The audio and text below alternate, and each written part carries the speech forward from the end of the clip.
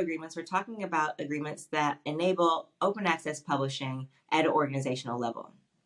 Many of these agreements are at consortial level, like our Transformative Agreements, where researchers who are affiliated to participating institutions can publish their papers open access with their fees covered. On our fully open access agreements, institutions cover the cost of their authors publishing in our market-leading fully open access portfolio, which includes Nature Communications, scientific reports, and the BMC journals. So in 2014, we signed the very first Transformative Agreement with the Dutch consortia. This was followed quickly by agreements elsewhere in Europe, which really paved the way for an effective transition in the region. And we can see this when we look at the OA uptake from those countries, which is significantly higher than from countries which don't have an agreement in place. Springer Nature's national agreements, alongside its institutional deals, apply to researchers from more than 2,600 institutions globally and have enabled over 41,000 articles to be published open access.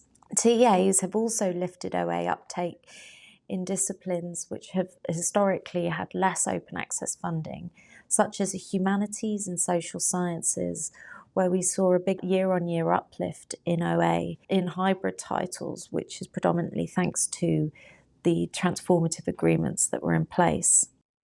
Today we have agreements across the globe, from North America to Australia, India, Egypt, and most recently Colombia.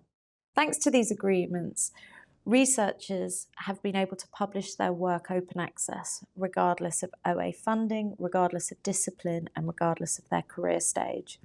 And as well as making their research open, they have ensured that their research is receiving greater impact and more readership. Transformative agreements have also lifted OA uptake in research areas with less OA funding. For example, this lift can be clearly seen in the case of Germany. 2020 was the year the Project Deal's agreement with Springer Nature went live, and the rapid rise in the proportion of OA articles from just 2 years earlier is very clear to see. And even in countries where TAs have been in place for a number of years, there continues to be evidence of growth in the proportion of papers published as OA across different disciplines.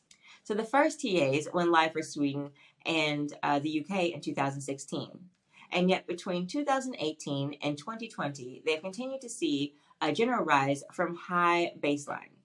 In order for the transition to happen, we need more funders to actively support open access. If they did so, we would see more countries enabled to move to a transformative agreement, and subsequently more journals able to transition to open access.